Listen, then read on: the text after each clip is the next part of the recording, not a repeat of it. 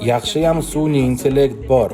Bugun zo'r pulga restyling qilingan gelik kelgan. Restyling bodykitni o'ziga $20,000 oldingi egasi sarf qilgan. 2001-yil probeg 100,000 kilometrdan sal oshiroq yurgan 505 litrli atmosferni dvigatel bu kuzov uchun bemalol yetarli. Torpedka, rul, deflektorlar, a также sideniyalarga ham ahamiyat berilgan va yangi dizayni 2024niki qo'yilgan. Ikkinchi qatoriga mehr berilgan va shu sideniyani atamanka qilib qilingan, razdelni qilib konsol qo'yib, etganchi mana shu elektronikasi ham sideniyada ishlaydi. Haqiqatdan saloniga mehr berilgan va maksimalniy darajada yangicha zamonaviy Gelenwagenga o'xshatgan. Klimat kontrol, multimedia, kolonkalar hammasi normalniy bo'lib ishlab turibdi.